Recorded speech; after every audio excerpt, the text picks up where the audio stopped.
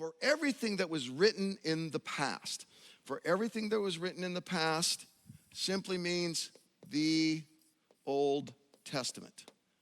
Now, why is he bringing up the Old Testament right here? Well, he just quoted the Old Testament, and he's saying to the Greeks, remember this is Greeks and Jews trying to get along in this new religion called following Jesus, called the way of following Jesus.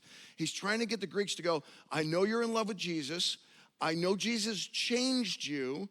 And I know you look at these Jewish customs and traditions and all these Jewish leaders coming back into Rome now, and you go, this is weird and it's strange. How many here have ever, you opened up the Old Testament and you try to read it, you're in the minor prophets, you know, all those prophets kind of in the middle of the Old Testament, and you're just, God's just really angry, and he's angry at stuff you don't, and you just went, what did I just read? How many be honest and say, what did I just read? This is what the Greek Christians in Rome were doing. They were like, I don't understand any of this. And what Paul is saying is, this is worth learning. I know it's a learning curve. It's worth learning. And here's the reason it's worth learning. He says, for everything that was written in the past was written to teach us, so that through the endurance taught in Scripture, when we actually go about the learning curve of understanding all that's put in that Old Testament, it brings endurance. For the endurance taught in Scriptures and the encouragement they provide, we might have sometimes some of it's complicated. But if you get into it and you lean into it and you discover the joy of learning it, all the names, all the stories, what you're gonna find is it will give you the endurance and encouragement that lead to, and it's not hope.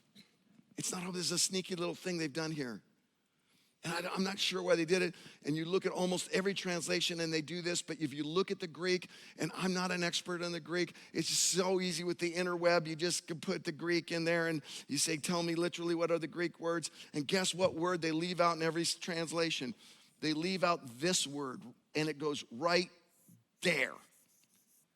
It's not, if you learn the Old Testament, you will get endurance and encouragement and hope. You'll get endurance and encouragement, and you'll get the hope.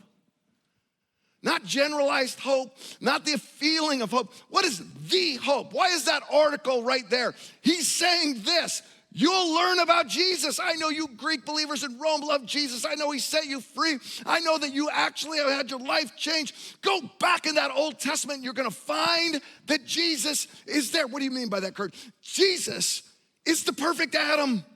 Adam went in the garden and he was tested and he failed. Jesus went in the garden, got on his knees, sweated great drops of blood, and he said, not my will, Father, but yours. And he did not fail in the garden. Abraham was told to go find a different city. God said, go from your comfort zone and go into the void and follow me. And Abraham did it, but along the way he manipulated and he lied and he got fearful. God told Jesus, leave your place of comfort. And Jesus never lied, never failed, never manipulated. Jesus is the perfect Abraham. Jesus is the David. He fights Goliath. He kills the giants of our lives, but he never actually is ever unfaithful the way David is. Every single story in the Old Testament, it's Jesus. He is the hope. My friend, if you want encouragement and you want endurance, you got to find the hope.